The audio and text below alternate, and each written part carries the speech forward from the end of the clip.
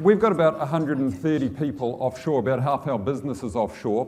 One of the things about this sort of event is you come along and you listen to all the punters saying what they've got to say, and at the end of the day you walk out and you think, well, what am I going to take with me? What is one thing that I can take with me?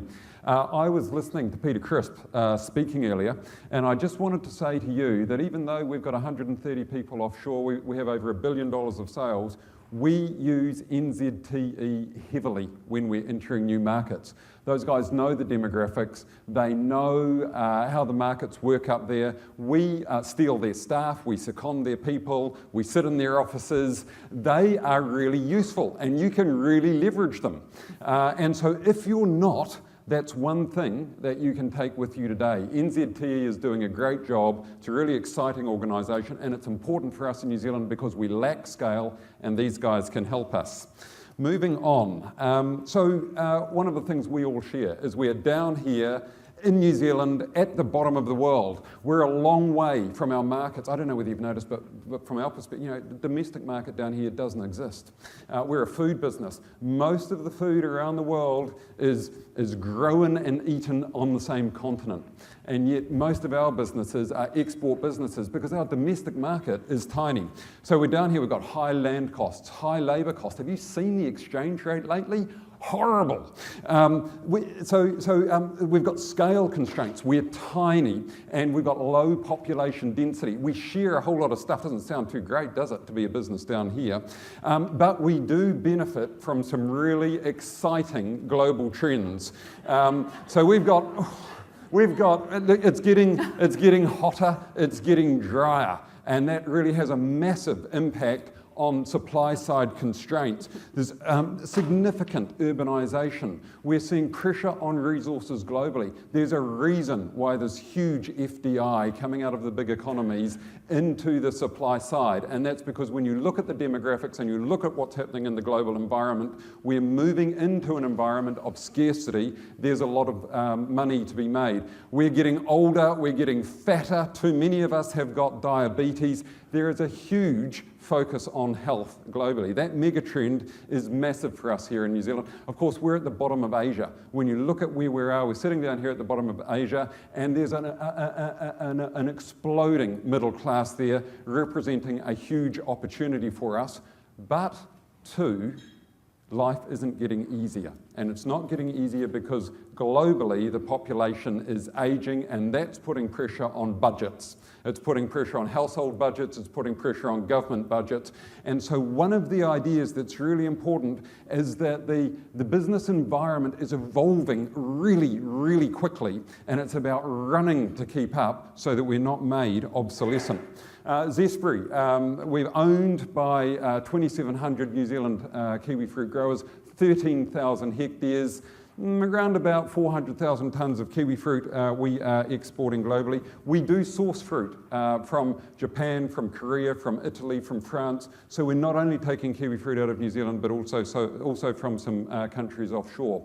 When we are thinking about our business, there are two things that occupy our minds, two high-level strategic thoughts that occupy our minds. One is, where is our growth going to come from? And the second is, how are we going to develop our competitive advantage so that we can make a margin, so that we can be profitable? Those are the two high-level thoughts. I'm going to focus primarily on that second issue, because actually making your margin is one of the hardest things to do. Before I do a bit of a deeper dive into that issue, I'm just going to touch on where our growth is going to come from.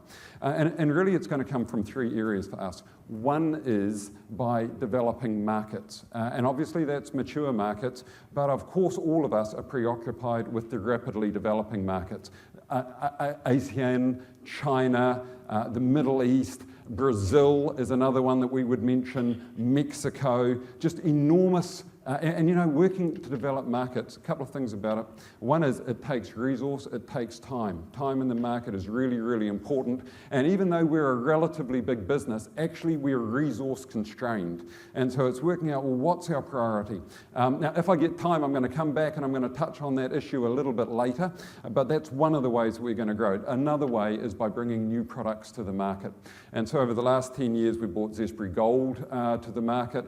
That has generated fantastic returns for New Zealand kiwi fruit growers. Just as importantly, it develops excitement in the market. It gives us something to sell to our retail partners so that we've got a place in the sun. Finally, we are marketing health. Because people are concerned about health. They do want quality food. Health works. It's a really crowded space. And so there is a deep question about how do you differentiate yourself in that space. But again, if I get time, I'll come back to it. If I don't, I won't. We'll see how we go. Margin, look at them. Aren't they beautiful? New Zealand kiwi fruit. Brown and hairy. They are just fantastic. There they are in the contest. Don't they stand out there with the competition? Fantastic. I was talking to our breeders last week. I had a meeting with our breeders from Plant and Food, and I said, geez, there's orange ones, there's yellow ones, there's ones with the nice fans on top. I get the brown hairy ones. Thanks very much, guys. And so, one of the issues that we've got, you've heard me say, how are we going to develop margin? Well, I'll tell you what I'm pretty sure it's not. I'm pretty sure it's not by running a commodity business. There are structural factors in New Zealand which make it almost impossible for us to be successful in the commodity space. And the reason is that we're too small, we are too far away from markets. You know, commodity businesses, really successful commodity businesses, are built on low cost of production, proximity to markets, low cost access to capital. That's not us. So we've got to differentiate. Do we differentiate? Yeah, we do. We have about 1,000, and so just talking about our business for just a moment, we have about a third of the globally traded kiwi fruit market. But we in terms of margin at the orchard gate, we earn about 3/4 of the margin. And that's the differentiation story, that's the premium story. I want to talk a little bit about some of the factors that are important about how we go about that. First of all, how you design your supply chain, how you design your business, and where you invest is absolutely central. And in general, this is a generic picture, it comes out of a textbook, but it's really, really important stuff. In general, there's more money, your margin's going to be greater if you're investing disproportionately in the R&D and the design space and the marketing and the after-sales service space. The manufacturing space is a really, really tough space to be in and make a lot of margin in. So the design stuff, the R&D stuff, the marketing stuff, if you're going to be in a high margin differentiated business, you're going to have to invest in disproportionately in that sort of space. I am going quickly, there's a lot to cover, and Susan tells me I've got to be off in another 7 minutes.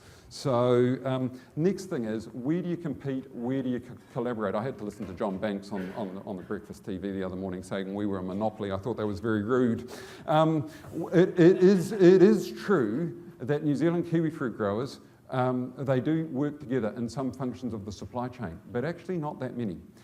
It's true that we work together in distribution management and brand and marketing and in innovation and in export operations. The total amount of capital that New Zealand kiwi fruit growers have invested in that part of the business model is about $70 million. $70 million. Zespri doesn't grow kiwi fruit, we don't pack kiwi fruit, we certainly don't distribute kiwi fruit in the markets. If you look at the capital invested in those parts of the supply chain, would you like me to answer that? If you look at the capital invested in those parts of the supply chain, then that's about $3.5 billion.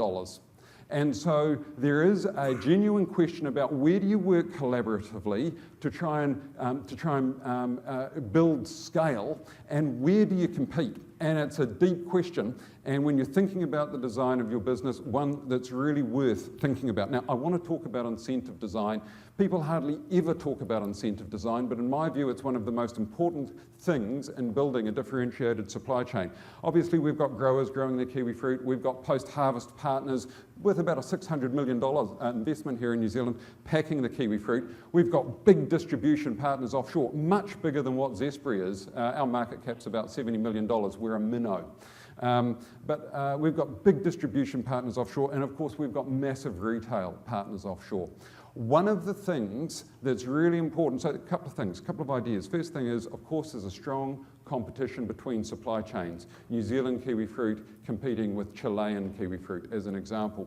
But there's also a really strong competition inside the supply chain, a fight for margin inside the supply chain. When we're doing business with our partners, each one of them needs to make some money. And when they're prioritising our business and their business, the question they're asking themselves is, where is the margin? Where is the sustainable margin? Where is the long-term growth? And so how important is your business to your partners?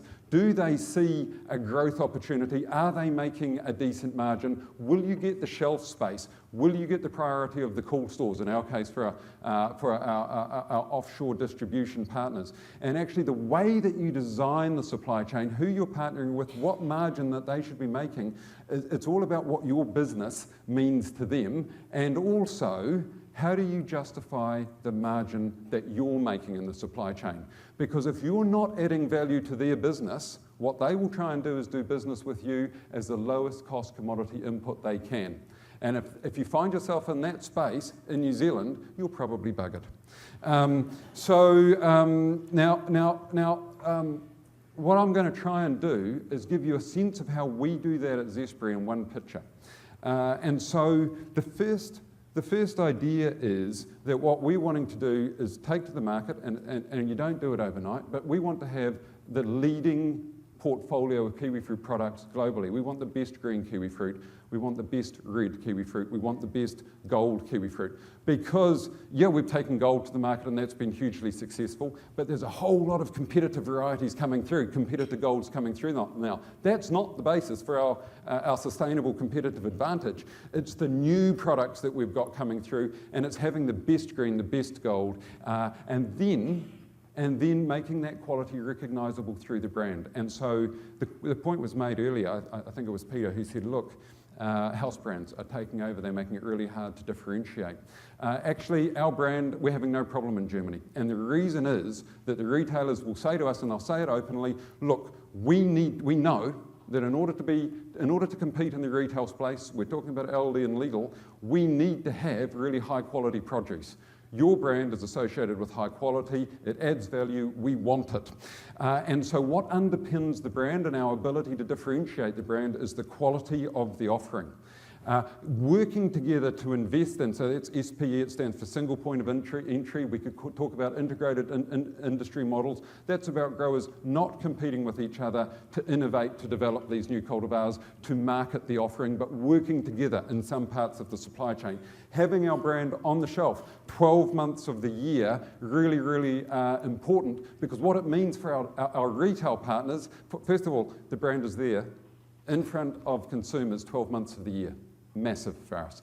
Next thing, the retailers, we're offering category management to them 12 months of the year. And finally, the distributors who are wanting to make a margin on our business, it becomes a 12-month business for them as well. And so suddenly you've gone from a seasonal business to a 12-month business, and it's just got a whole lot more value to it.